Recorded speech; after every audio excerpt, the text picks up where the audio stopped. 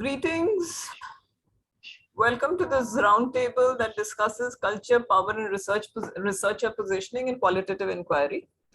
We are a group of qualitative researchers from India, all with a background in psychology. There are 5 of us who will be talking at this roundtable. My name is Sujata Sriram. I'm the moderator of this discussion. I'm also one of the authors for the first paper that is part of this roundtable.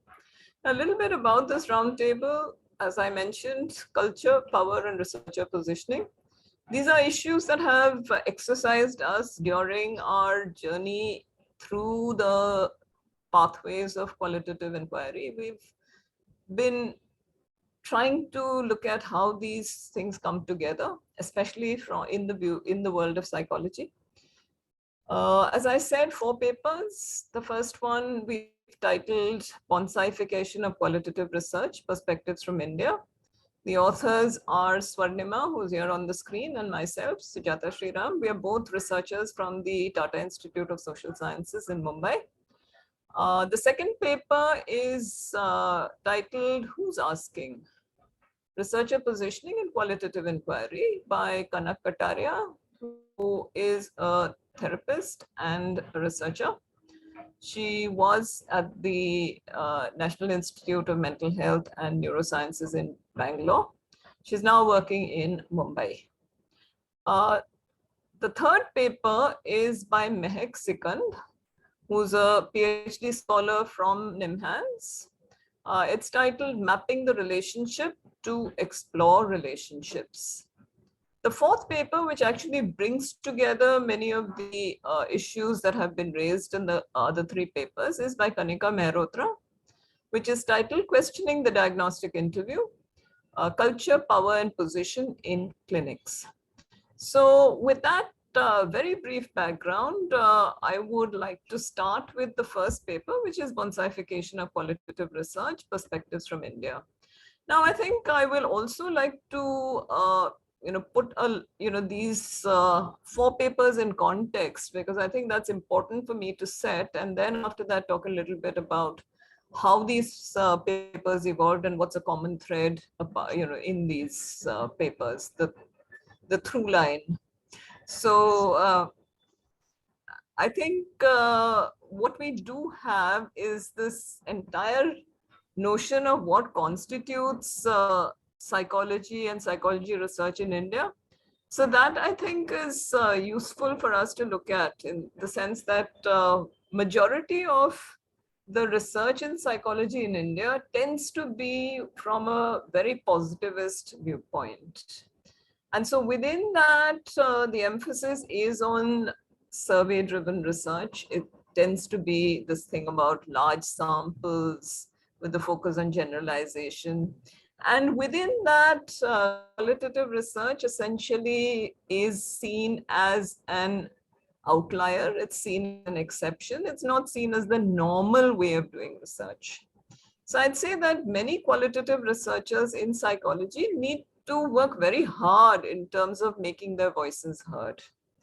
And when we titled our paper Bonsaification of Qualitative Research, it I think stemmed from some amount of our frustration and angst in terms of being unable to be heard, and in terms of looking at what is it that we would need to do in order to make an impression in this field of psychology research in India.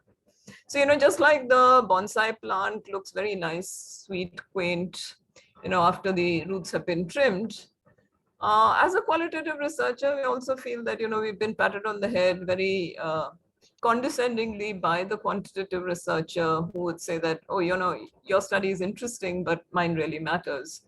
And, the efforts that come in there in terms of downplaying the voice of the qualitative researcher. Swarnima, your call. Yeah, I agree with you, Sujata. I think in our experience also, qualitative research itself has been pruned and shaped to maybe a stagnant but beautiful subjective contribution, where qualitative methods that have been recognized and used extensively in psychology are grounded theory, phenomenology, ethnography, thematic analysis. And beyond these four, I think we're quite limited in our imagination about what else could constitute qualitative research, especially in psychology, especially in mental health research. I'd say in at least mental health research, I think there's a little more leeway. But when you're looking at mainstream psychology, there's so much of this thing about variables. You know, independent variable, dependent variable, intervening variable. So I think that's also something important to consider. Yeah, I think our psychology in India has had a battle to prove itself as a credible field and to prove its identity and its worth as a discipline in the country. And if we see where psychology has made the biggest impact, it's been in academic institutions, it's been allied with psychiatry and hospital settings. And in these spaces, I think psychology research also reflects that a lot of work has happened in these contexts, which has been very quantitative with focus on generalization, applicability of variables, and concepts which are maybe from other cultural contexts, and trying to use scales and tools and inventories to generalize it to the Indian context. I think both of us have seen a lot of research which maybe uses a lot of these survey tools and scales and tries to adapt it to different subgroups in India. So this is again, I think, where this thing about power and intersectionality also needs to come in, right? Because if you're looking at who does research in India, you mentioned this thing about research in psychology being confined to places, specific places, education institutions, government hospitals, which also I think means that there's a particular elite which tends to do the research. It's not as if research funding is that easily available, is it? Yeah, and I think if we see that a lot of this research is happening by people who are able-bodied, people who are upper class, neurotypical, English-speaking, cishet, and mental health research, when it's being carried out, either takes a pathologizing lens or it takes sometimes an othering lens, creating a lot of distance between the researcher and the researched, and looking at other approaches such as participatory research or inclusive research. I think that's yet to be. Yeah, participatory research would figure in other disciplines, but not psychology, right?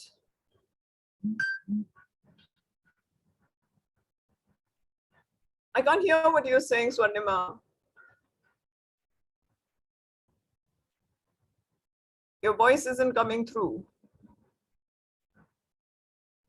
I don't know whether the problem is my end or... Okay. Hi, Sujata. Are you able to hear me now? Yes, I can hear you now. Okay. So as always with technology, there are glitches, right? Absolutely. And how do those glitches come in the way of research? Yeah, I think the last 2 years have forced us to adapt all sorts of methodologies to the online digital world.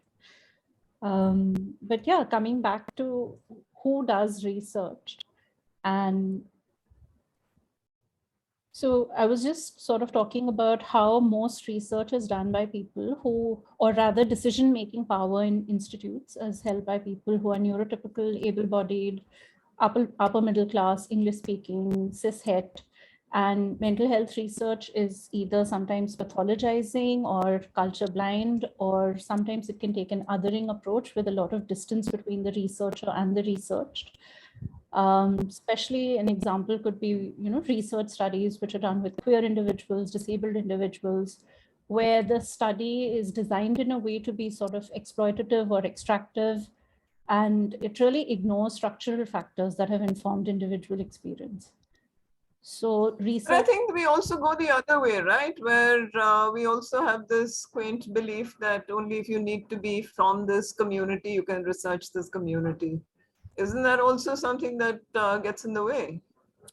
Absolutely. And I think a lot of it maybe stems from how we understand reflexivity, or how we're trained in reflexivity as researchers in India.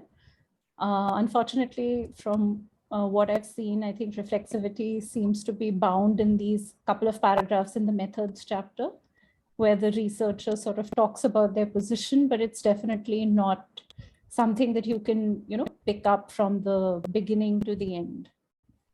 So is that a cultural factor, or is that something that comes because of lack of training? Or is it a combination of both?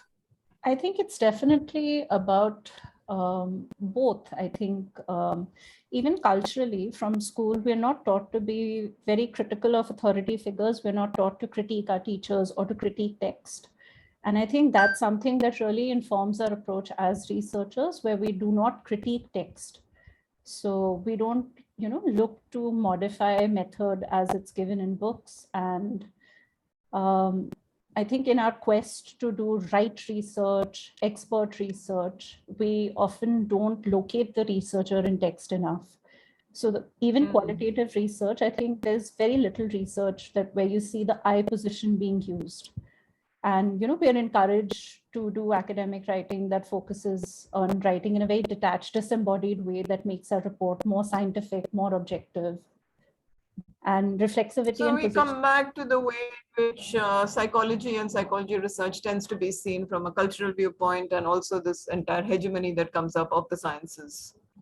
So, and I think we also need to look at, the position of IRBs. So, because I think all said and done, many of us who are doing research need to get ethical clearance. I think getting ethical clearance is essential, especially when we are working with human subjects. But again, we also need to look at who gives this ethical clearance, because in many cases, in many institutions, I think, while IRBs have been set up relatively late, and again, they tend to be multidisciplinary in nature, because again, most institutions will not have only researchers coming forward from the field of, from a single field. So it's not necessary that the IRB will have somebody who is able to look at one, psychology research, and second, qualitative psychology research.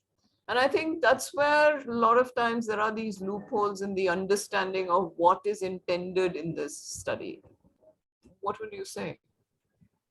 Yeah, and I think the limitation of the IRB or lack of training and experience with newer methods of qualitative research limit what constitutes data. So I think we struggle to move beyond interview data or journal entries and looking at something like photo voice or theater as research. Those innovative methods of researching and reporting are something that I can't imagine coming readily to university settings or hospital settings. And that also sorry, Sujata, you were going to add something? No, go on.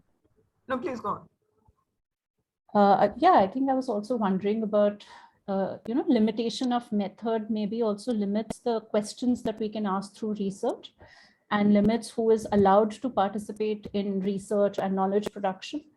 And the question for us also becomes, who do we include and who do we exclude if research is only text-based or speech-based?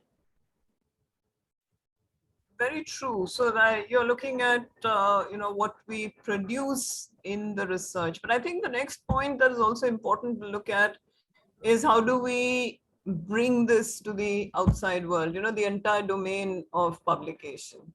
I think that in itself is another, can I say, black box that is there, because I think many of us would be searching for journals which have a decent word limit, which can allow for expression, for exploration of context, in order to allow for this transferability that is supposed to be a part and parcel of qualitative research. And when you have a word limit of 3,000 words for an article, by the time you finish elaborating context, maybe you're out of that 3,000 words, right? And some of this is also linked with, the kind of language that we use. We all write in English. Yeah. And that also, I mean, you can say that that's a colonial legacy, but I think English tends to be the language in which most research tends to be produced. Yeah, and there's a lot of gap, I think, when it comes to, translation, transcription, software that helps us in managing data. If you look at all the software packages that are available, NVivo, Atlas TI, it's in the English language. So I think, again, it begs the question that what gets lost when we are translating from languages other than English. So again, do we really tend to, how do we translate? I think that would be important to look at. What do we translate for and how do we translate? Do we get just the single word, which is the dictionary meaning, or do we translate for meaning itself? I think those are important issues to look at. And that's where I think there are these limitations that come in when you're looking at translation. And of course, transcription is another ballgame entirely, which many researchers tend to be disadvantaged by the fact that, look, you don't have as simple softwares that will convert the speech to text kind of a thing. And I'd say that that in itself is a problem, right? Yeah, and I think the final point that I'd like to make is as long as research and maybe even method is behind doors and there's gatekeeping by IRBs and these institutions that we've mentioned, maybe it's hard to have innovation in research methodology in India, not just in terms of difficulties with training and experience, but also in legitimizing more innovative method or encouraging more innovation. For example, in my own doctoral work, the IRB sort of has forms and rooms available for who's considered an expert in terms of my advisory committee. But there was no scope to add clients as experts, even though my research is in psychotherapy. So this is a way in which I do have client experts, but on paper, they're not represented because the IRB doesn't have a box for that. So I think there's a lot maybe that needs to happen to change the field to encourage innovation in qualitative method. So that again brings us back to the issues of culture and power, right? So who has the power to decide about, what is the right tick in the box and what gets a tick in the box and what doesn't get a tick in the box, right? Absolutely. So thank you very much. I think I've had a wonderful time talking to you, Swarnima. I think this it's been an opportunity to air some of the issues that have afflicted me in my quest for doing qualitative research. Maybe I should say qualitative research. And we look forward to having some interaction with the audience, and we look forward to hearing from all of you on the day. So thank you so much for watching our presentation. And I'd love to have somebody who will diss what we are saying. Thank you. Thank you.